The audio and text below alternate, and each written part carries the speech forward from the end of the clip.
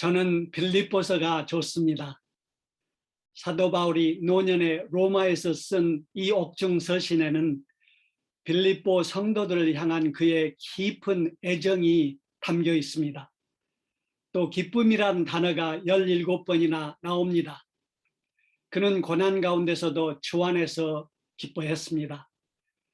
빌립보서는 4장밖에 안 되는 짧은 서신이지만 많은 요절 말씀을 포함하고 있습니다. 1장 6절은 우리 안에 착한 일을 시작하신 이가 주님 오실 날까지 이루실 줄을 우리는 확신할 수 있다 했습니다. 이 약속은 저에게 큰 힘이 됩니다. 바울은 또 내게 사는 것이 그리스도니 죽는 것도 유익함이라고 했습니다. 그는 복음 전파를 위해 일편단심으로 살았습니다. 2장에서 그는 그리스도 예수의 마음을 품으라고 격려합니다. 성육신 하신 예수님의 겸손을 배워 사랑의 공동체를 이루도록 호소합니다. 4장에서는 또 주 안에서 항상 기뻐하라고 권면합니다. 모든 일에 기도와 간구로 감사함으로 하나님께 아뢰라 합니다. 필요한 것을 채워주시는 하나님을 의지함으로 자족하는 법을 배우라 하고 내게 능력 주시는 자 안에서 내가 모든 것을 할 수 있느니라 하고 선포합니다.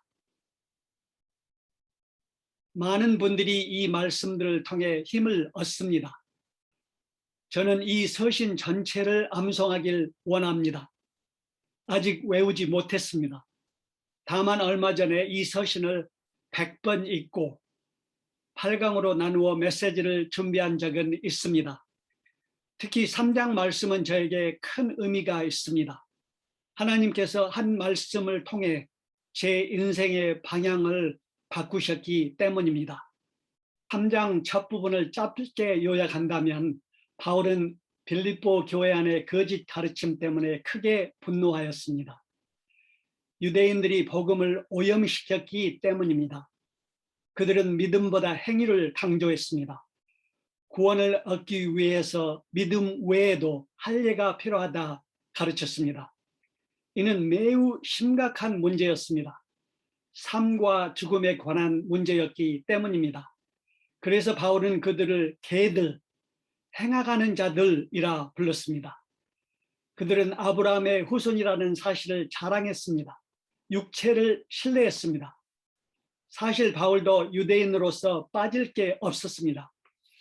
8일 만에 할례를 받고 이스라엘 족속이요 베냐민 지파요 히브리인 중에 히브리인이요 율법으로는 바리새인이요 열심으로는 교회를 박해하고 율법의 의로는 흠이 없는 자였습니다. 그의 이력서를 현대어로 표현한다면 아마 이렇게 할 수 있을 것 같습니다. 정통 기독교 가정에서 태어나서 유아세례를 받은 뼈대 있는 집안의 아들로 학위는 하버드에서 신학 박사는 프린스턴에서 받았습니다. 젊은 나이에 많은 학술 논문을 발표했습니다. 그의 스승은 당대 최고의 랍빈 예루살렘의 가말리엘이었습니다. 바울은 유대사회에서 가장 영향력 있는 신학자가 되기 위해서 승승장구하고 있었습니다. 그 목적을 달성하기 위해 기독교 교인들까지 박해했습니다. 스데반 순교의 책임도 맡았습니다. 하지만 그의 마음에 큰 고민이 있었습니다. 구원의 확신이 없었기 때문입니다. 명예, 직위, 학위, 어느 것도 그를 죄에서 구원하지 못했습니다. 사람들은 그의 출세를 부러워했습니다. 그러나 그의 마음에 평화가 없었습니다. 영생의 확신이 없었습니다. 평안한 얼굴로 죽어가는 스데반을 보며 또 그의 기도를 들으며 충격에 빠졌습니다. 돌덩어리에 찢겨 피 흘리며 죽어가는 자가 어떻게 저런 평화스러운 얼굴을 할 수 있을까? 바울은 이해할 수가 없었습니다. 그러나 얼마 후 그의 삶을 180도 바꾸는 극적인 일이 일어났습니다. 다메섹 도상에서 부활하신 예수님께서 그를 직접 만나 주셨습니다. 구원의 은혜를 덧입었습니다. 새로운 사람이 되었습니다. 그의 가치관이 변했습니다. 우선순위가 바뀌었습니다. 주님을 만난 후 그는 예수를 아는 지식에 최고 가치를 두고 모든 명예나 직함을 배설물로 여겼습니다. 그리스도를 얻기 위해 세상 것들을 기꺼이 포기했습니다. 일생을 이방인들에게 예수님의 복음을 전하는 선교사로 살았습니다. 이제 오늘 말씀 3장 10절 11절을 같이 읽겠습니다. 시작. 내가 그리스도와 그 부활의 권능과 그 고난의 참여함을 알고자 하여 그의 죽으심을 본받아 어떻게 해서든지 죽은 자 가운데서 부활에 이르려 하노니. 저는 매일 아침 이 말씀을 암송하며 하루를 시작합니다. 영어로 합니다. I want to know Christ. Yes, to know the power of his resurrection and participation in his sufferings, becoming like him in his death, and so somehow attaining to the resurrection from the dead. 이 말씀은 저의 인생 요절입니다. 이 말씀을 요절로 받기 전까지 저의 선교 생활은 숫자 중심, 일 중심이었습니다. 1:1 양들이 많을 때는 주님을 위해 뭔가 하고 있다는 생각이 들고, 주일 예배 참석 숫자가 적으면 맥이 빠지고 할 수 없다는 생각이 들었습니다.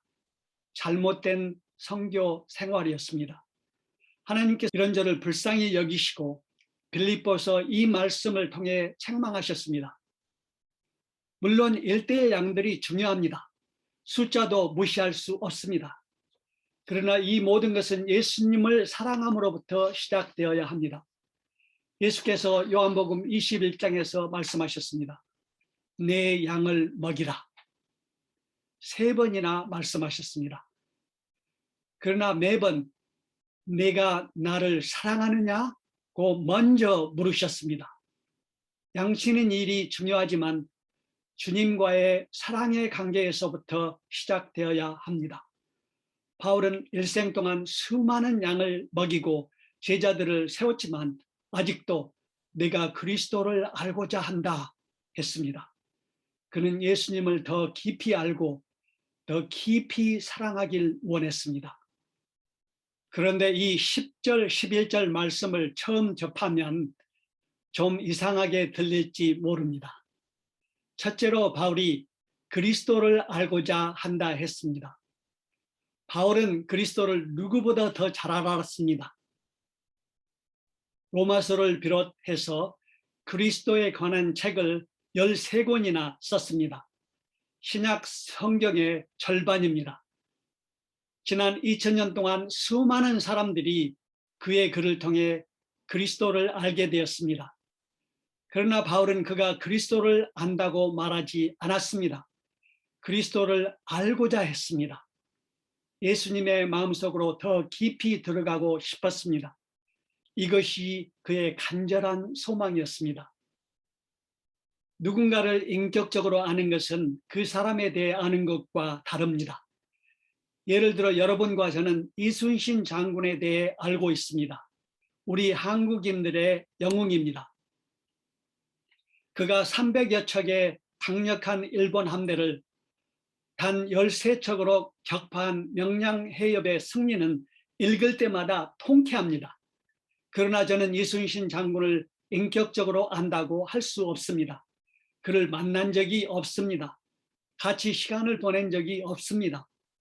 제가 제 아내 드보라 선교사를 아는 것처럼 그를 알지 못합니다.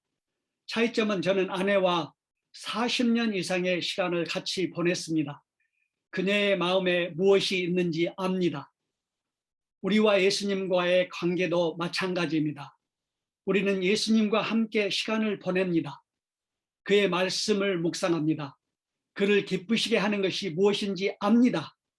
그를 기쁘시게 하는 일을 하고 싶습니다.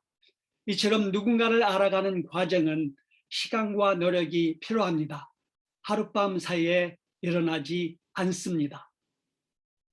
우리는 이 정보화 시대에 알아야 할 것이 너무 많습니다. 많은 통계와 뉴스가 쏟아져 나옵니다. 때문에 가장 중요한 것을 놓치기 쉽습니다. 예수님을 알기 위해 충분한 시간과 노력을 들이지 않습니다. 그리스도를 아는 것을 인생의 최우선 순위로 삼지 않습니다. 피상적인 관계를 유지하는 것에 만족하기도 합니다. 이런 현실을 돌아볼 때 우리는 그리스도를 알고 싶다고 말한 바울의 마음을 이해하고 같은 태도를 가져야 함을 배웁니다. 둘째로 바울은 부활의 권능을 알고자 한다 했습니다. 이 또한 이상하게 들립니다. 그는 부활의 권능을 누구보다 더 잘 알았습니다. 우리는 그가 쓴 고린도전서 15장 말씀을 암송하며 부활에 대해 배웁니다. 예수님은 우리를 죄와 죽음에서 구원하기 위해 십자가에서 자신의 목숨을 내어주셨습니다. 그리고 사흘 만에 부활하셨습니다. 그의 부활은 우리가 죄와 죽음에서 해방되었음을 증명했습니다. 우리의 최후의 적은 죽음입니다. 아무리 큰 권력을 가진 사람도 죽음 앞에 무력합니다. 그러나 예수님은 부활하심으로 그 적을 물리치셨습니다. 구원은 예수님의 부활의 능력을 체험하는 것을 의미합니다. 바울은 로마서 8장에서 이렇게 말합니다. 예수를 죽은 자 가운데서 살리신 이의 영이 너희 안에 거하시면 그리스도 예수를 죽은 자 가운데서 살리신 이가 너희 안에 거하시는 그의 영으로 말미암아 너의 죽을 몸도 살리시리라. 예수님을 죽음에서 살리신 이의 영이 우리 안에 거하고 계십니다. 예수님을 믿고 구원받은 사람들 안에 말입니다. 그러나 이것은 시작에 불과합니다.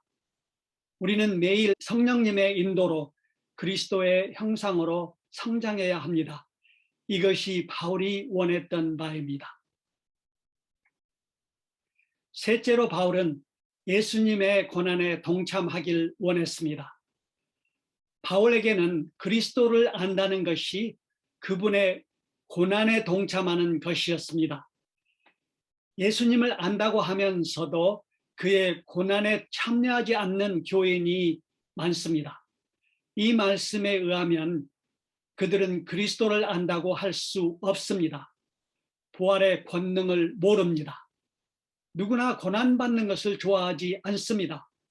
고난이라는 말을 듣고 싶지도 않습니다. 그러나 우리가 삶에서 고난을 피할 수 없습니다. 예수님 없이 제 삶을 살 때 죄에서 오는 고난이 있습니다. 이런 고난은 의미나 목적이 없습니다. 우리를 지치고 좌절하고 화나고 두렵게 합니다. 무기력하게 합니다. 그러나 예수님과 함께 나누는 고난은 다릅니다. 예수님이 우리를 제자로 부르실 때 고난 없는 삶을 약속하지 않으셨습니다. 마가복음 8장 34절을 보십시오. 무리와 제자들을 불러 이르시되 누구든지 나를 따라 오려거든 자기를 부인하고 자기 십자가를 지고 나를 따를 것이니라. 바울의 삶은 고난의 연속이었습니다. 그는 1장에서 이렇게 말했습니다. 그리스도를 위하여 너에게 은혜를 주신 것은 다만 그를 믿을 뿐 아니라 또한 그를 위하여 고난도 받게 하려 하심이라. 그리스도를 아는 것은 그의 말씀에 순종함으로 그를 위해 그와 함께 고난을 받는 것입니다. 누구나 입으로는 나는 예수님을 잘 압니다. 그를 사랑합니다. 라고 고백할 수 있습니다. 그러나 바울은 예수님의 고난에 동참하여 그분의 죽으심을 본받고자 했습니다. 예수님은 우리의 모든 죄를 지고 십자가에 못 박히셨습니다. 우리가 어떻게 그분의 죽으심을 본받을 수 있습니까? 사도 바울은 복음을 위하여 매일 죽음에 직면했다고 말했습니다. 그는 실제로 선교 여행 중에서 여러 번 죽을 뻔했습니다. 오늘날에도 파키스탄이나 소말리아에 있는 신도들은 단지 예수를 믿는다는 이유로 고난과 죽임을 당합니다. 그러나 한국이나 미국에 사는 우리는 어떻게 죽을 수 있습니까? 우리의 욕망에 대해 죽을 수 있습니다. 예수님 말씀에 순종하여 이 세상에 대한 욕망을 부인하는 것이 그분의 죽으심을 본받는 길입니다. 자기를 부인하고 자기 십자가를 지고 예수님을 따르는 것입니다.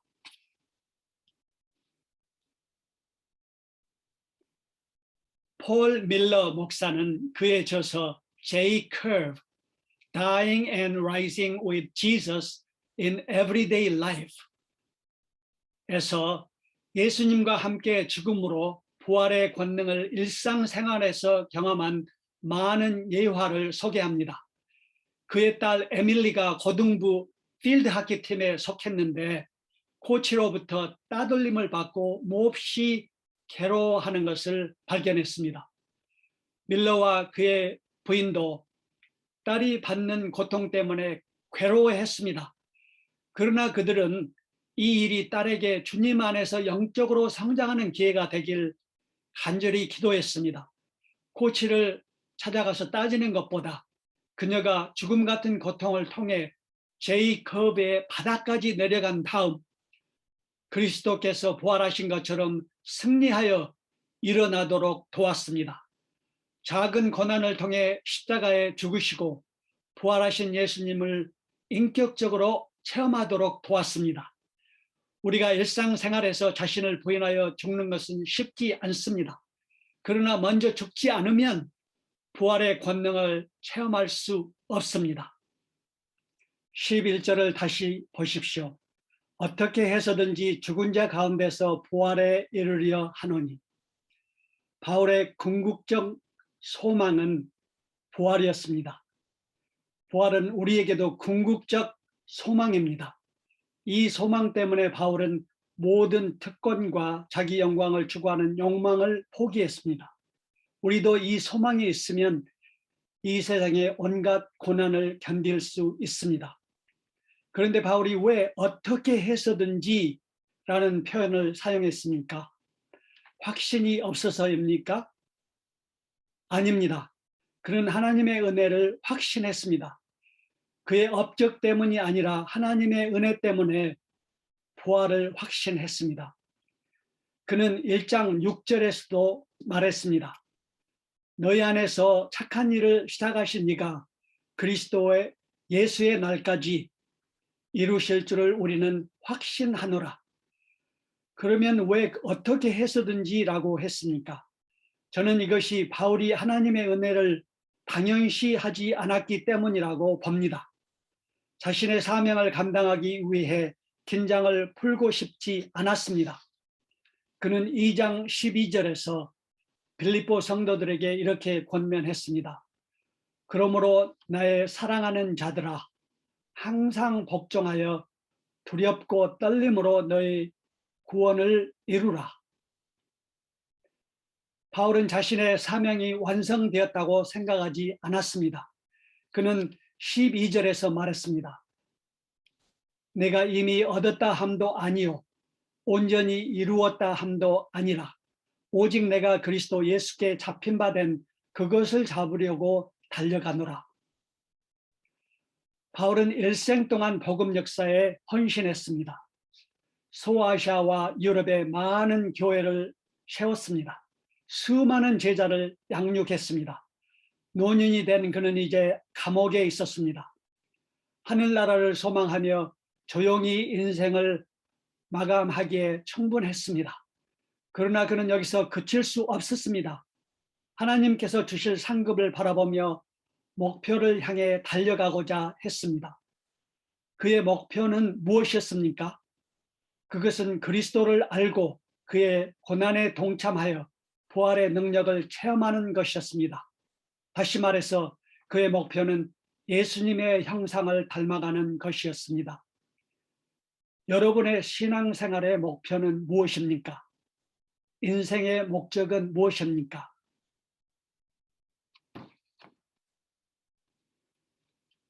저는 지난 3년간 UBF 비전 캠프에 참여하고 있습니다. 주로 선교사 2세들을 돕는 프로그램입니다. 저는 목적 있는 삶이라는 주제로 한 세션을 맡고 있습니다. 많은 젊은이들이 뚜렷한 목적이 없는 삶을 살고 있는 것을 발견합니다. 그저 물결 치는 대로 따라갑니다. 저 역시 그랬습니다. 주님을 만나기 전까지의 저의 삶은 마치 개천에 떠내려가는 죽은 물고기와 같았습니다. 남들이 공부하니까 공부하고 남들이 좋은 직장을 목표로 하니까 나도 그래야 한 줄 알았습니다. 예수님을 만나고서야 이런 삶이 얼마나 무의미한지 깨닫게 되었습니다. 사랑의 하나님께서 우리 한 사람 한 사람을 그의 형상대로 지으시고 우리 삶의 목적과 의미를 주셨습니다. 열심히 공부해서 좋은 직장 얻고 평생 열심히 일하다가 화장터에서 한 줌의 죄로 돌아가는 것이 하나님이 의도하신 우리 인생이 아닙니다. 에베소서 2장 10절을 보십시오. 우리는 그가 만드신 바라 그리스도 예수 안에서 선한 일을 위하여 지으심을 받은 자니 이 일은 하나님이 전에 예비하사 우리로 그 가운데서 행하게 하려 하심이니라. 우리는 하나님이 예비하신 선한 일을 위하여 지으심을 받았습니다. 아무렇게나 살다가는 인생이 아닙니다. 하나님을 예배하며 영광 돌리는 인생, 하나님과 이웃들을 사랑하는 인생, 죄 때문에 죽어가는 사람들에게 구원의 복음을 전하는 인생, 그리고 무엇보다 예수님의 형상을 닮아가는 인생을 살아야 합니다. 13절을 보십시오. 형제들아 나는 아직 내가 잡은 줄로 여기지 아니하고 오직 한 일, 즉 뒤에 있는 것은 잊어버리고 앞에 있는 것을 잡으려고. 그리스도의 형상으로 자라는 것은 바울의 소망이자 목표였습니다. 그리고 그는 그것을 아직 얻지 못했다고 말했습니다. 갈 길이 멀다 여겼습니다. 결승선을 향한 그의 여정은 아직 완료되지 않았습니다. 바울은 그리스도를 위해 많은 일을 했습니다. 많은 고난을 겪었습니다. 이제 은퇴할 만했습니다. 그러나 그는 그럴 마음이 없었습니다. 아직 도달할 목표가 있었기 때문입니다. 그는 예수님의 형상을 담고자 끝까지 투쟁하였습니다. 앞서 말했듯이 그 안에서 하나님께서 시작하신 선한 일이 아직 진행 중이었습니다. 요절 말씀 14절을 같이 읽겠습니다. 시작. 푯대를 향하여 그리스도 예수 안에서 하나님이 위에서 부르신 부름의 상을 위하여 달려가노라. 푯대를 향하여 달려가려는 바울의 결심은 단호했습니다. 그는 믿음의 경주가 100m 돌진이 아니라 장거리 경주임을 상기시킵니다. 바울과 빌립보 성도들은 당시 마라톤 경주에 대해서 잘 알고 있었습니다. 이 경주는 기원전 490년에 마라톤 전장에서 아테네까지 달렸던 그리스 병사를 기념했습니다. 그는 페르시아군을 격파한 그리스군의 승전 소식을 전하기 위해 42km를 단숨에 달렸습니다. 소식을 전한 후 쓰러져 죽었습니다. 바울은 그리스도 안에서 자신의 경주를 마라톤과 비교했습니다. 마라톤 선수처럼 예수님이 기다리고 계시는 목표를 향해 달려가고자 했습니다. 주자가 앞을 내다보지 않고 계속 뒤를 돌아본다면 그 경주를 끝내기가 어려울 것입니다. 이 원칙은 우리 생활에도 적용됩니다. 우리도 뒤에 있는 것은 잊고 앞을 향해 달려야 합니다. 물론 우리가 역사를 잊어도 된다는 의미는 아닙니다. 하나님께서 하신 일들을 기억해야 합니다. 역사에 대해 무감각할 때 똑같은 실수를 반복하게 됩니다. 그러나 믿음의 경주를 방해할 정도로 과거의 실수에 집착하지 말아야 합니다. 과거의 성과를 자랑해서도 안 됩니다. 과거의 실패 때문에 좌절해서는 안 됩니다. 바울은 많은 것을 이루었지만 자랑하지 않았습니다. 자신의 실패 때문에 좌절하지 않았습니다. 그가 과거에 집착했다면 주님을 섬기기가 매우 어려웠을 것입니다. 돌에 맞아 죽어가는 스데반의 얼굴을 어떻게 잊을 수 있었겠습니까? 그는 하나님의 종을 죽였습니다. 살인자였습니다. 마찬가지로 우리는 과거에 많은 실수와 나쁜 일을 했습니다. 그러나 하나님은 자비와 은혜로 우리의 모든 죄를 용서하셨습니다. 우리에게 두 번째 기회를 주셨습니다. 과거의 실수에 집착할 필요가 없습니다. 하나님의 은혜를 기억하며 앞으로 나아가야 합니다. 예수님께서도 자신의 사명을 완수하고자 목표를 향해 달려가셨습니다. 한 번은 바리새인들이 예수님께 와서 말했습니다. 이곳을 떠나 다른 곳으로 가십시오. 헤롯이 당신을 죽이려 합니다. 예수께서 대답하셨습니다. 가서 그 여우에게 전하기를 보아라. 오늘과 내일은 내가 귀신을 내쫓고 병을 고칠 것이요. 사흘째 되는 날에는 내 일을 끝낸다 하여라. 그러나 오늘도 내일도 그 다음 날도 나는 내 길을 가야 하겠다. 예언자가 예루살렘이 아닌 다른 곳에서는 죽을 수 없기 때문이다. 예수님은 상황이 어려워질 때 결코 멈추지 않으셨습니다. 하나님의 사명을 완수하기 위해 끝까지 달리셨습니다. 목표가 분명했습니다. 우리들도 분명한 목표가 있어야 합니다.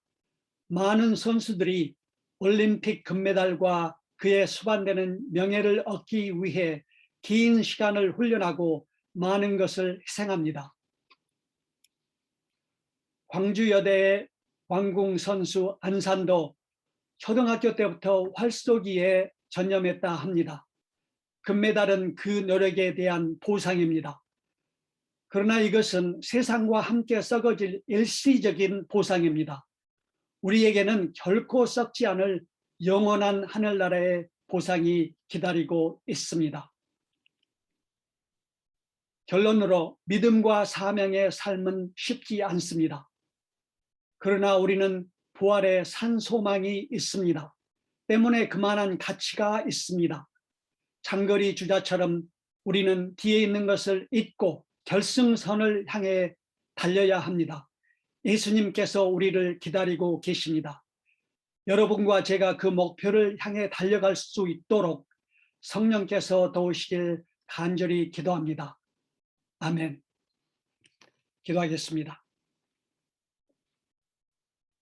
거룩하신 하나님 아버지, 오늘 빌립보서 말씀을 통해서 바울의 소망과 그 목표를 향해 달려가는 자세를 생각에 도와주셔서 감사합니다.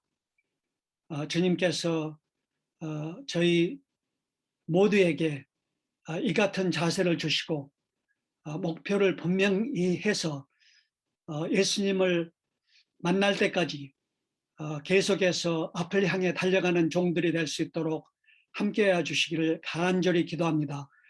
무엇보다도 광주 7부 역사를 주님께서 함께하여 주시고 귀하신 주님의 종 어거스틴, 에녹, 아브라함 세 분 말씀의 종들을 세우셔서 주일마다 권세 있는 말씀을 허락하여 주시고 또한 특히 청년부 리더들이 예수님의 형상을 닮아가는 귀한 종들로 성장해서 광주에 있는 모든 젊은이들이 하나님의 은혜를 영접하고 예수님의 제자로 성장하는 큰 복음 역사를 이루는데 쓰임받을 수 있도록 주님께서 축복하여 주셨기를 간절히 기도합니다. 귀한 시간을 감사하고 예수님 이름으로 기도하였습니다. 아멘.